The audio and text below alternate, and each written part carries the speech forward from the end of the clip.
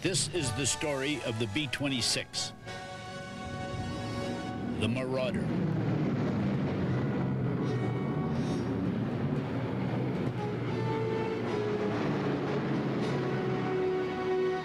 The story starts on January 25th, 1939. The U.S. Army Air Corps, with its sights on military developments in Europe, and with only a few obsolete B-18 airplanes in its inventory, put out bids to aircraft manufacturers to design a new medium bomber with pursuit speeds of 250 to 350 miles per hour, and to carry a maximum bomb load to replace these old B-18s. On July 5th, 1939, the bids were open, and the Glenelg Martin Company was offered and accepted a contract to build 201 planes. The Martin B-26 Marauder was born, on paper. Developments in Europe were making it clear. It was get the Marauder out of the paper stage and into the air. New plants had to be built. Tons of material had to be bought. Thousands of workers new to aircraft hired and trained. There would be no time to build a prototype, nor time for the long testing of prototypes. As it turned out, the first airplane off the production line on November 25th, 1940, was the first flown and tested. An unprecedented situation in the delivery of aircraft to the Army Air Corps. The tests were gratifyingly successful, and that aircraft was delivered to the Army Air Corps for further testing. On February 25th, 1941, the flow of B-26s to the Army Air Corps began. By December 8th, 1941, one day after Pearl Harbor, 53 of the first 56 B-26s built took off from Langley Field, Virginia, en route to Australia. The war for the B-26 had begun. By April of 1942, they were in combat against the Japanese. From Townsville, Australia, refueling at Darwin, they hit Timor. From Townsville, refueling at Port Moresby, they hit Booma, Salamuawu, Lae, Kavieng, Wewak, Rabaul, and other Southwest Pacific areas. They fought the Japanese wherever they were needed. Their record was outstanding. For the B-26, it was its first high, but the airplanes were the first built and only carried the load they were designed to carry. They were being flown by pilots who had plenty of peacetime training and were maintained by old-hand crew chiefs. Trouble was on the way. All of the new B-26s were being sent to training fields, where mostly young, inexperienced pilots were assigned to fly them. To make matters worse, the Southwest Pacific combat had caused the Army to start loading the airplane with additional equipment. In fact, over 2.5 tons of it. Heavy caliber guns, power turrets, self-sealing fuel tanks, and armor plate was just part of it. This almost made the already hot airplane aerodynamically unsound. To top it off, the maintenance crews were also new, lacking experience. The heavier model was causing the loss of planes and crews at an alarming rate. Day after day, plane after plane, they would take off and then just disappear. The short-wing airplane was being called the Widowmaker. One a day in Tampa Bay became the catchphrase at MacDill Field, Tampa, Florida.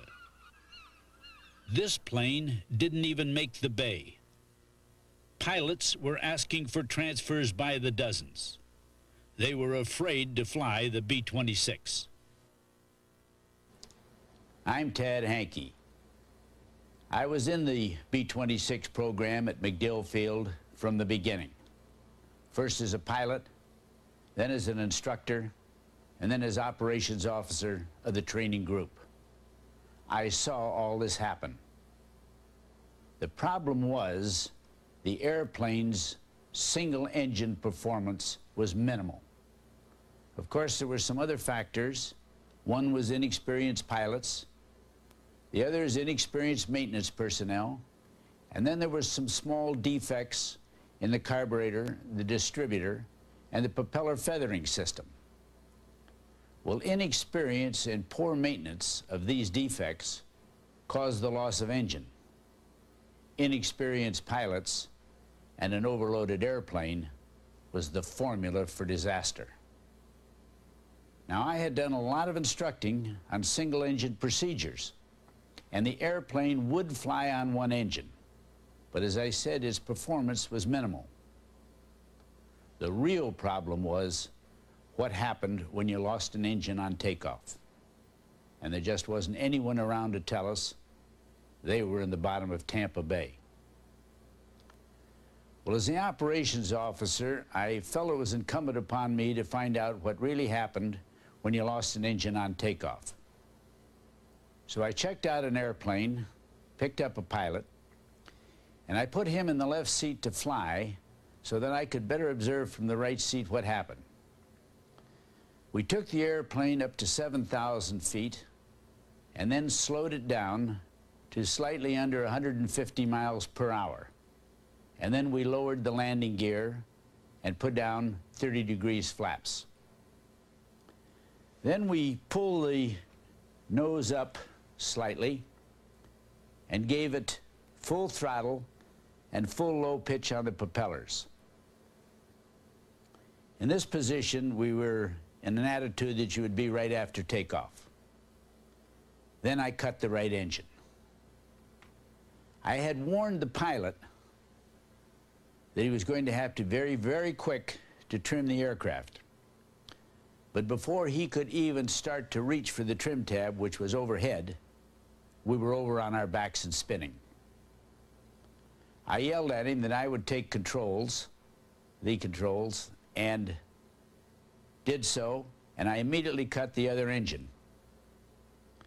As we were in inverted flat spin, I pulled the control column into my chest to get the nose down, and then we were in a normal spinning condition. And I gave it regular spin recovery procedures. And after approximately 2.5 turns, we came out of the spin into a steep dive. And I slowly pulled the nose up into a normal flying attitude. But we had lost 4,000 feet. It became painfully obvious you couldn't afford to lose an engine on takeoff. Well, the inevitable happened by September of 1942. The accident rate was so high that the Army Air Safety Board had to conduct an investigation. Public pressure also sent Senator Harry Truman's investigation committee to MacDill Field. When asked about the B-26, he said it should be grounded. It was the first low for the Martin B-26. In the midst of this turmoil, the 6th B-26 group at MacDill Field was formed. The commanding officer was Colonel Lester J. Maitland, the first man to fly the Pacific Ocean, California to Hawaii, in a tri-motor Fokker. The second man to receive the Distinguished Flying Cross, Charles Lindbergh, was the first. His leadership and dedication to discipline, both for flying crews and ground maintenance personnel, plus the fact that the engine manufacturer had made the needed changes in carburetor, distributor, and propeller feathering systems, quickly overcame the jinx of the B-26. His group flew over 10,000 hours in training and never lost a plane or crew. They had proved the airplane, though still hot as a firecracker, could be flown safely. The demands for transfers fell off. The reputation of the B-26 was up again. 6 B-26 groups, 4 squadrons each, had been formed at MacDill Field by this time. The 1st and 2nd, the 319th and 320th, had been sent to the North Africa campaign. The rest were all slated for England. In order, the 322nd, 323rd, 344th, and the 386th. The 387th The 391st, the 394th, and the 397th were being formed to follow these. 8 groups in all flew out of England. Considerable stateside flight training for B-26 groups had been low-level, treetop flying. The idea being the B-26 would come in under enemy radar. Bombing practice was also at low level. So the first operational missions from England were flown low level against power stations that ran enemy submarine pens in Holland. I'm Roland B. Scott, and I'm very proud of the fact that I led the first B-26 mission from England on to Western Europe. We got to England in early March 1943 and immediately began to do practice runs of zero-altitude missions. And in May the 13th, 1943, I was briefed along with 2 of the squadron commanders for a mission to be run on the 14th of May. By a flip of the coin with O.D. Turner, I won the pilot seat, the left seat, in the lead B-26. At the briefing the next morning, there was high enthusiasm by all the air crewmen who knew that they were making the first B-26 mission. We left the base at about 9:50 and headed for Orfordness on the coast of England, dropping down to water level to cross the North Sea. With excellent navigation, we hit the coast at Nordwick and immediately began taking 20mm and other small arms fire, which we had all the way to the target. We made a turn at Lees and headed north to the target, which was roughly 8 minutes away, picked up the checkpoint of the Nordsee Canal, and immediately saw the target, which was outlined by 4 large smokestacks. We pulled up over them, dropped our bombs, and immediately headed back for the deck. And we took a hit of a 20mm shell in the cockpit, and it exploded between Turner and me and destroyed my right eye and gave me other substantial wounds.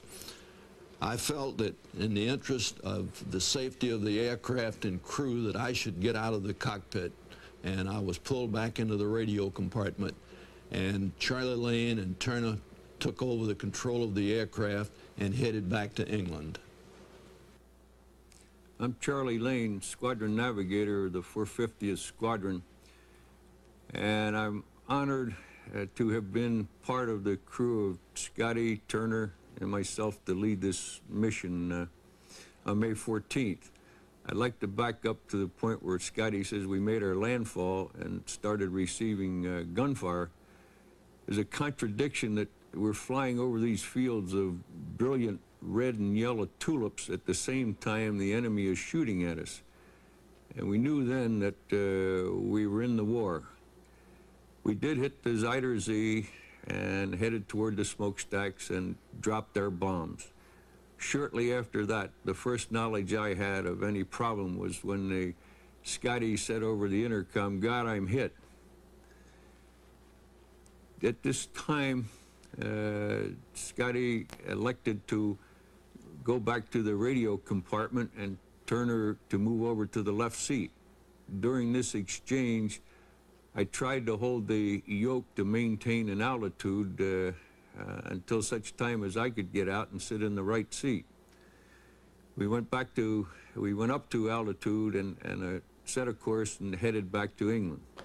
As I was in England in advance of my group, Bomber Command sent me to Bury St. Edmunds to observe the first B-26 mission of the 322nd Bomb Group. It was almost a disaster. Every airplane had battle damage, almost every crewman was wounded, and they lost 1 airplane. The second mission was a disaster. For whatever reason, they made their landfall south of course and were over enemy territory 3 or 4 times longer than the first mission. So they not only received heavy ground fire, but they were jumped by alerted German fighters. Not an airplane came back. None. It was a very depressed group of people that were left at that airfield. That night, General Ira Aker, who was commanding general of the 8th Air Force, which was our Air Force at that time, came down to the base and met with a group of us officers. It was with a great deal of relief that we heard him say, the B-26 is grounded and will remain grounded unless some method can be found to deploy the airplane without such disastrous results. It was the biggest low yet for the B-26. A group of us officers got together to decide the fate of the B-26. There was an officer from Bomber Command. Buzz Celio represented the 322nd Bomb Group, or what there was left of it. Herb Thatcher represented the 323rd, which had just arrived in England. And I represented the 386, which was on its way over. It had become evident that you could not fly a sustained mission over enemy territory, low level, in a B-26. So we had to consider something at medium altitude. Our maximum altitude is 12,000 feet because we didn't have any oxygen. So we talked to anybody and everybody that had combat experience. Our heavy bombers had just become operational, but they were flying at altitudes we couldn't reach due to lack of oxygen. We talked to the British bombers, but their medium bombers were flying at night, so they weren't much help. But the British fighters told us that with our firepower, if we could fly a real tight formation, we'd be a formidable adversary to the German fighters. And thank God they turned out to be right. The British anti-aircraft people told us that it would take the Germans 17 seconds to track, load, fire, and the shell to reach an altitude of 12,000 feet. They suggested that if we could take a slight evasive action every 15 seconds, we'd have a good chance of survival. Of course, the problem was the bomb run, where we'd have to fly straight and level for 45 seconds if we expected any accuracy. We decided the basic unit would be a flight of 6 aircraft. 3 flights of 6 would make a box of 18. In tight formation, with 17 planes dropping their bombs with a leader, we would have a high degree of concentration on the target. The flights would be slightly staggered in altitude to allow for room in lateral movement, as the formations were flown very close.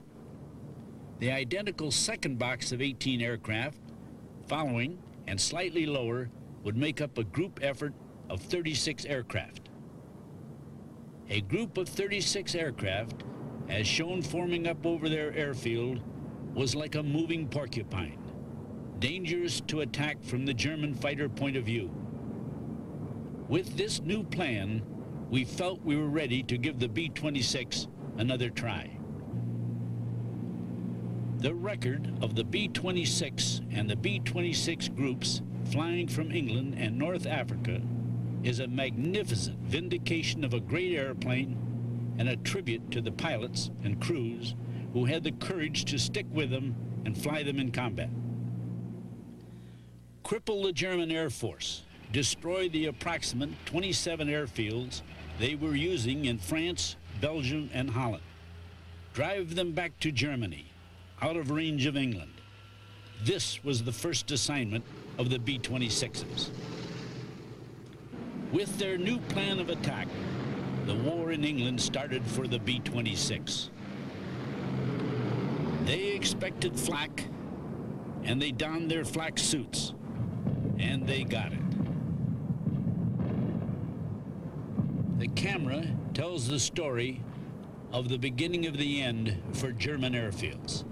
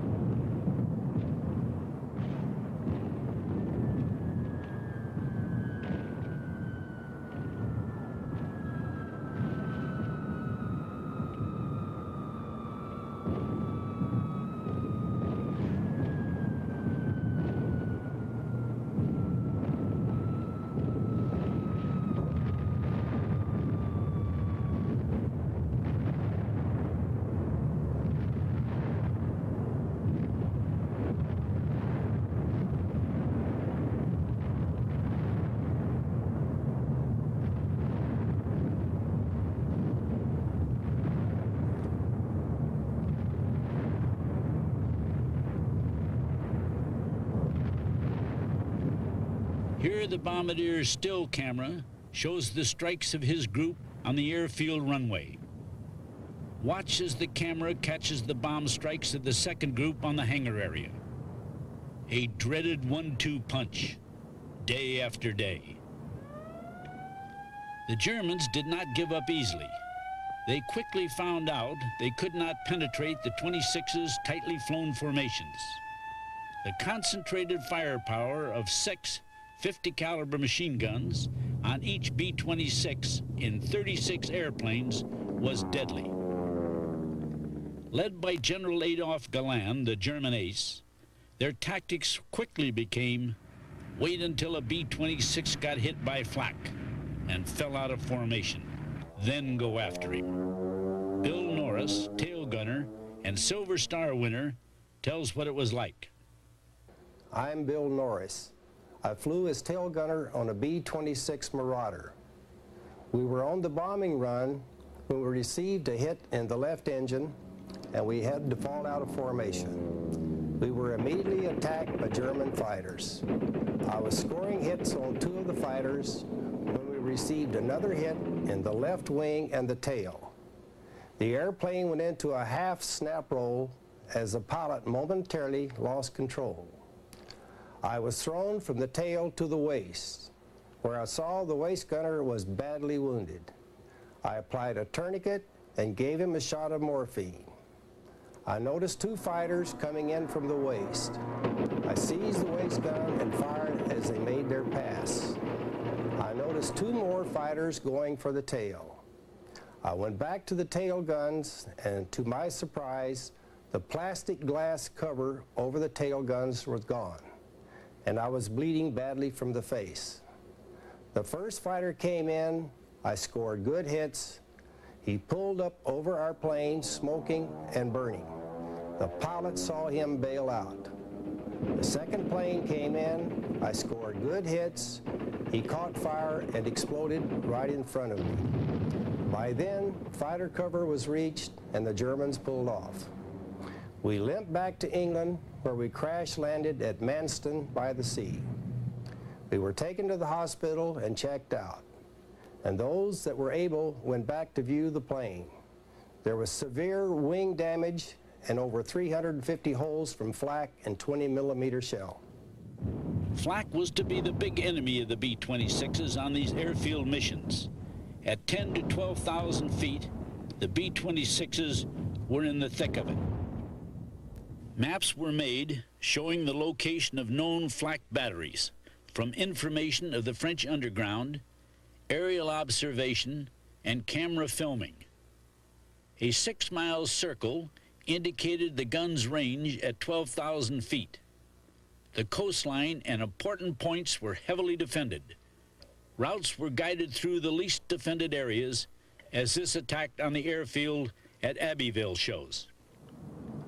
The B-26 groups destroyed or eliminated from use all of the airfields in Holland and France being used by the Germans, driving them back to Germany. By this time, the men who flew the B-26 were high in praise of its ability in combat to take severe damage and still get home. Single-engine performance was commonplace now to these seasoned pilots. Bob Considine, one of World War II's great combat reporters, wrote in September of 1943, "Like a turbulent bronco, reforming overnight into a fine saddle horse, from the problem child of U.S. aviation, heaped with scorn and ridicule by thousands of airmen, a plane that suffered more word-of-mouth abuse than any plane ever built, the B-26 is daily proving itself to be one of the major American weapons of the war." B-26 group losses, after just 2 months in England, was the safest and best combat record by percentage of any Allied plane in the theater. But some were not so lucky. Ray Sanford tells his story. I'm Ray Sanford, first pilot, B-26 Marauder, Hell's Fury. I was flying deputy lead position, number 4 position in the lead box behind the lead pilot and his 2 wingmen. With my 2 wingmen, we made up the lead box of 6 for the group. Our group was number 4 of a 4-group flight, and when we missed rendezvous with the 3rd group, which didn't show up at the English coast, our lead pilot tried to close the gap between flights 1 and 2, but because of the short distance over the English Channel, we never closed the gap. The 1st and the 2nd group made their bomb run and went through considerably heavy flak. However, there was a gap between the 1st, 2nd group and our group, at which time they'd already gotten the altitude and airspeed and had a chance to zero in on us. The flak was so heavy around us we could get out and walk on it. It was quite accurate, so that we tightened up our ship's formation, and I was looking up at the tail gun of the lead pilot, who was just a few feet away from me. We're close to bombs away when I take a direct hit in my left main fuel tank between the engine and the cockpit. I must have passed out from oxygen being burnt out of the cockpit by the fire. When I came to from the explosion, I was floating through the air, still strapped to my pilot's seat. And to finalize this story, I'll say that I'm the sole survivor of a 7-man crew. During the effort to destroy German-held airfields, another and more terrible German engine of destruction was uncovered: the German V-1 flying rocket bombs. Bombing their bases was a great challenge to the B-26s. The rocket sites were small, the launching ramp only 100 yards or so in length, and most were well hidden under trees and by camouflage. The aerial camera searches for the V-1 site that only the bombardier's camera sees.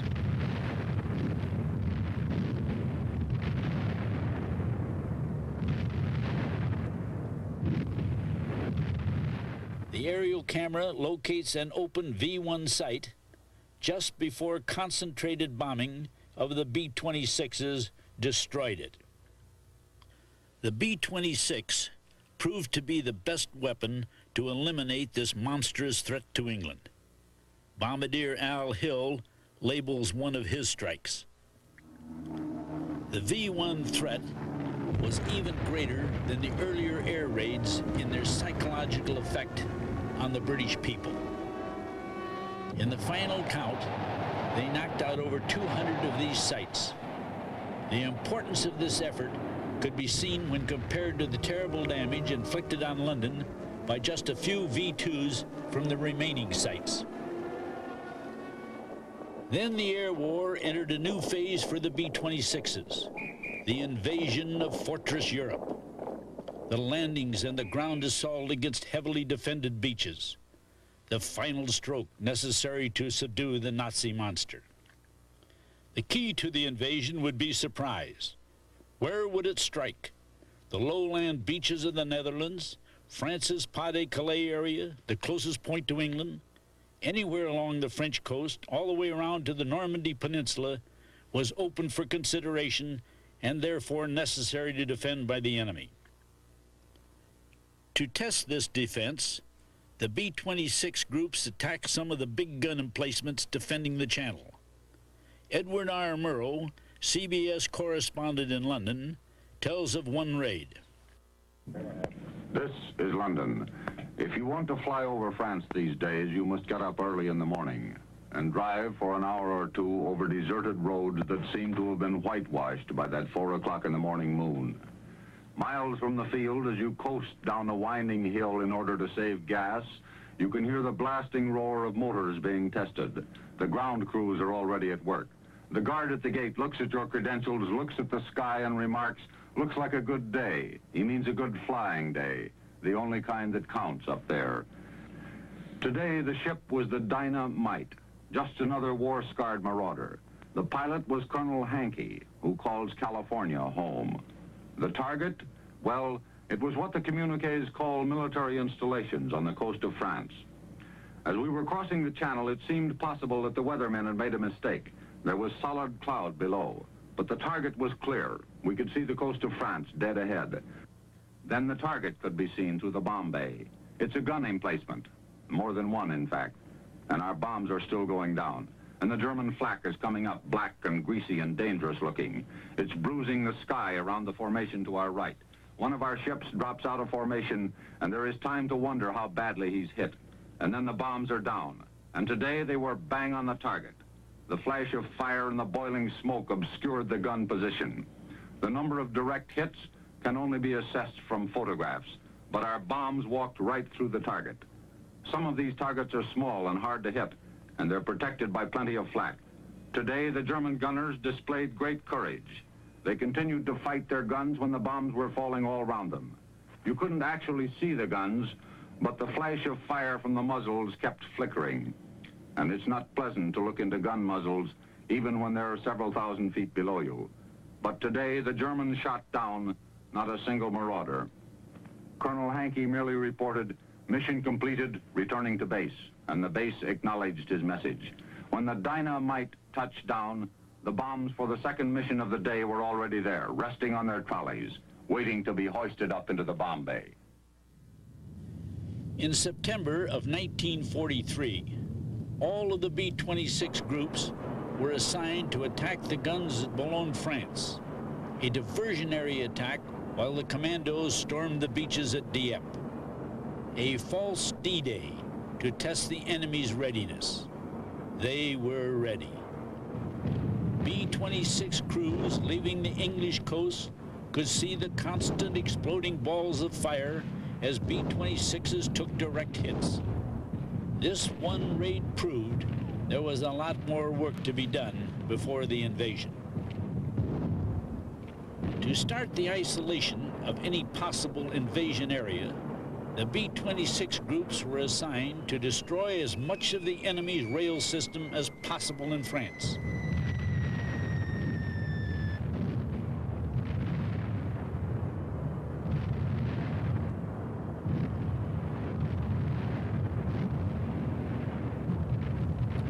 To cripple the logistics that fed the war production to this vital western area.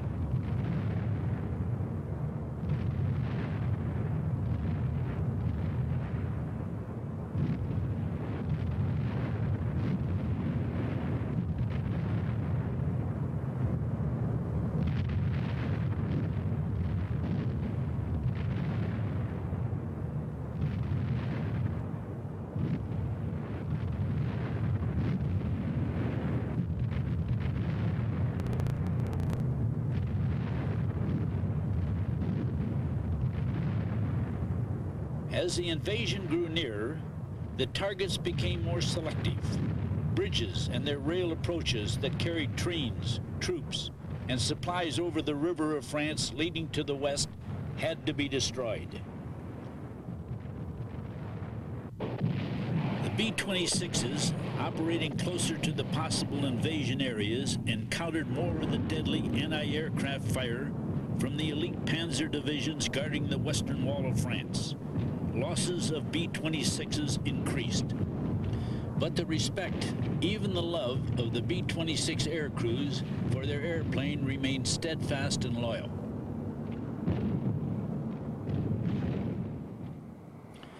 In all kinds of weather, they came back. They needed flares to locate the end of the runway.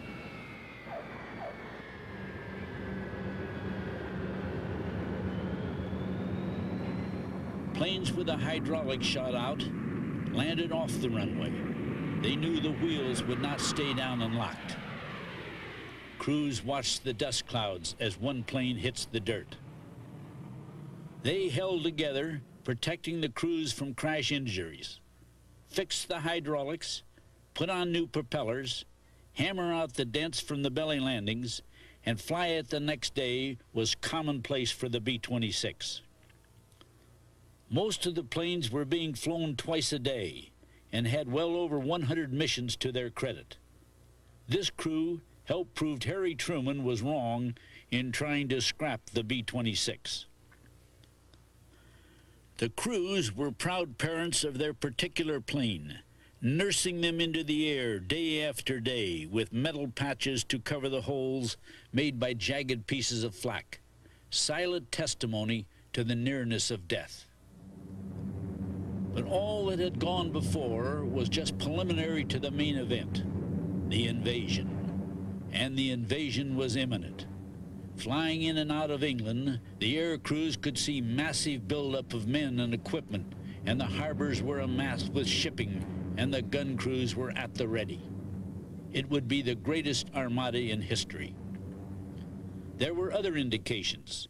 The B-26 groups, because of their exceptional record, had been chosen by General Eisenhower and Bradley to be the last groups to bomb the beaches just before our troops landed.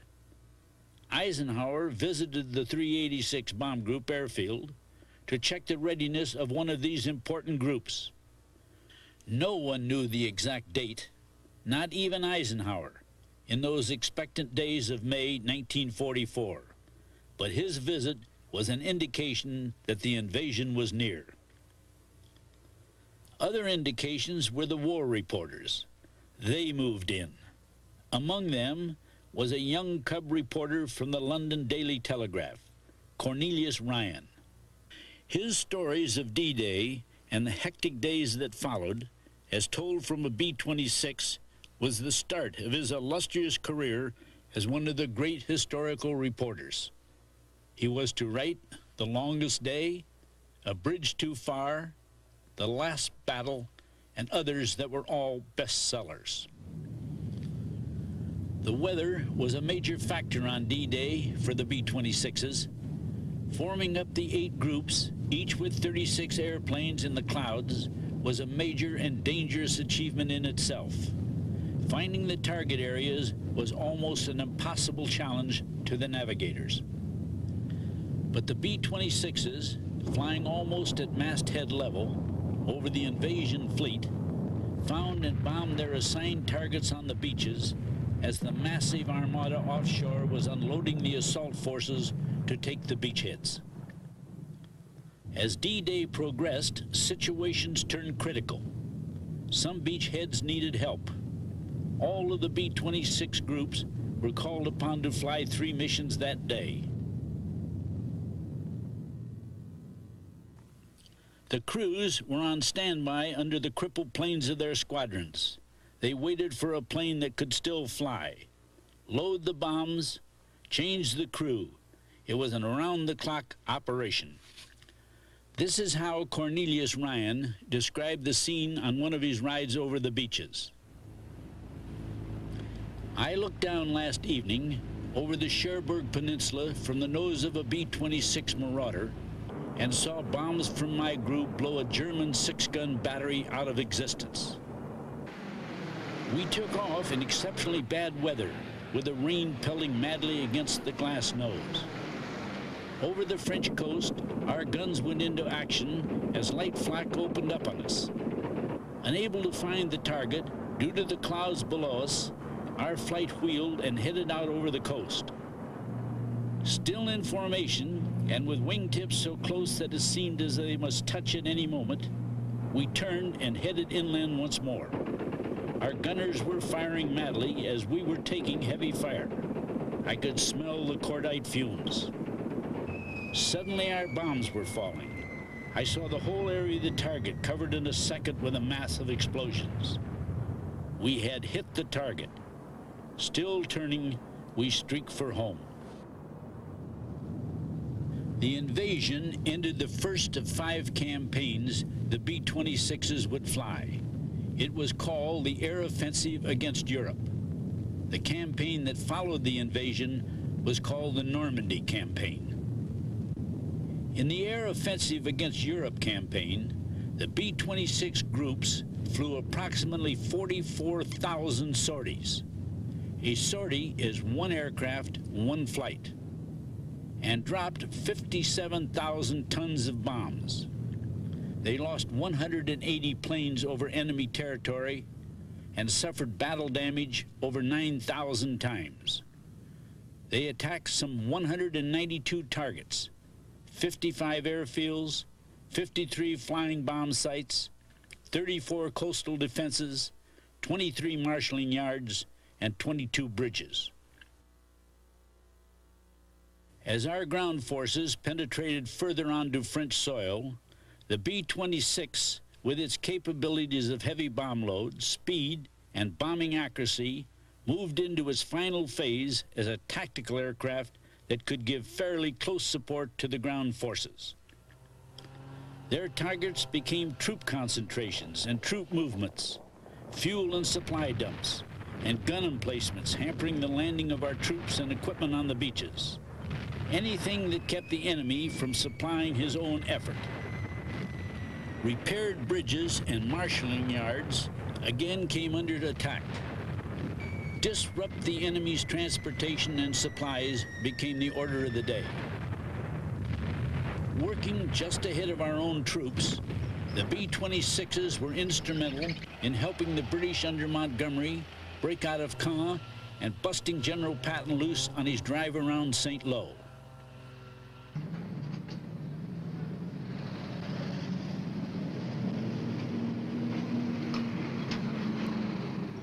Caen was the eastern hinge of the enemy's defenses, held by strong formations of panzer units. The raids on Caen and St. Lo were some of the greatest concentration of air blows during the war. Their anti-aircraft defenses were varied, concentrated, and accurate. For the B-26 groups, these attacks were some of their roughest missions. Losses were high. Bob Perkins, first pilot, tells what happened to him. We were flying in the right wing position in the high flight of an 18-ship formation, and as we approached the target, we encountered heavy flak, and one of the early bursts hit us in the right engine and fuel tank, and the plane turned into an inferno. I unbuckled my seat belt, reached for the alarm bell switch to signal a bailout, and I turned toward the radio compartment just as a wall of fire came in to the cockpit. The next thing I knew, I was falling through the air with my clothing on fire. I tried to smother the flames with my hands as I was falling before I pulled the ripcord. I looked around and I saw one of the parachute. I didn't know until after the war that Sam Cochran had also survived the fire. There were artillery exchanges occurring down below me as I was coming down, and the shells were passing by me in the air as I came down into the target area. There were 3 Germans waiting on me to hit the ground. They made me gather up my chute, loaded me into a motorcycle sidecar, and took me toward the edge of a patch of woods.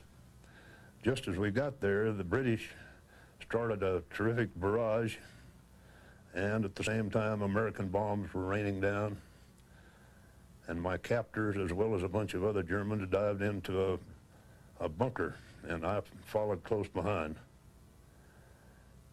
Shortly I passed out from my burns, and after a few hours, I guess, I came to, and I was the only one left in the bunker. My captors had been captured,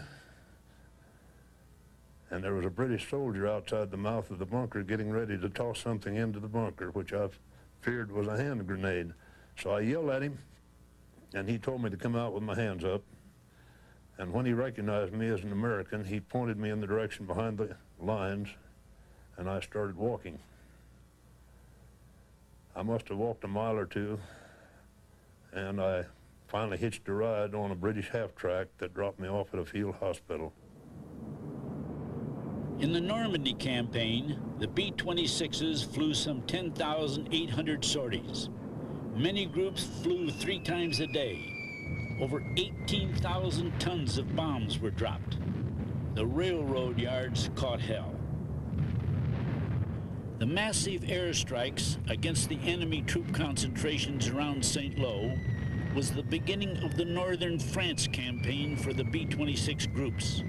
The orders were the same: destroy anything to deter the enemy. His troop concentrations, his supply depots, the railroads bringing in supplies and men, and the bridges they went over. The camera catches the first of 18 planes strike on a bridge, while the second 18 hits a supply dump.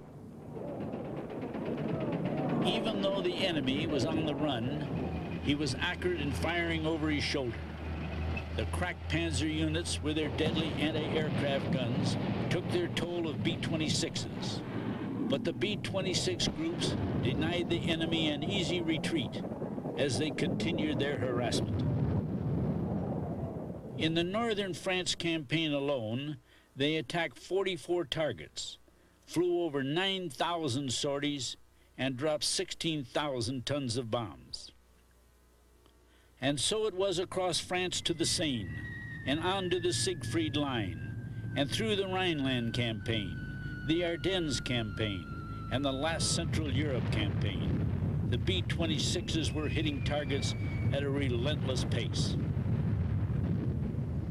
During the last great effort of the enemy, the Battle of the Bulge, in the worst of flying conditions, with snow covering all targets, the B-26 groups denied the Germans their ability to move troops and supplies to the front lines, especially the supply dumps where their precious oil was hidden. The final mission of the B-26s was their close support in the crossing of the Rhine and the mopping up of the Ruhr. Every place the enemy decided to make a stand was hit by the B-26 groups. The city of Magdeburg was an example. The B-26s leveled the town. The troops took it the next day. The enemy was now fighting in his own backyard, but his communications were gone, bombed by the B-26s. His supplies were gone, bombed by the B-26s. He was surrounded by our troops. There was no place to retreat, and the enemy surrendered. And so the war ended for the B-26s, and the men who flew them, and the men who kept them flying. The last plane landed. The record, which has never been told, must now be. As Bob Considine, one of the great war reporters, said, the B-26 was one of the major American weapons of the war. But like the gallant men who fell in combat and were buried on foreign soil, the B-26s were stripped and left in Europe in one of the many graveyards of American equipment. The airplane will never be forgotten by the men who flew and flew in them. Thanks in part to the dedication of these men, they have erected a marble and bronze monument at the Air Force Museum in Dayton, Ohio, in honor of their airplane. In this beautiful old church in the village of Little Easton, the English people have dedicated a chapel to the memory of the men who flew the B-26. Designed stained glass windows will tell the story for years to come of the men who lived among them and flew the B-26 to defend them.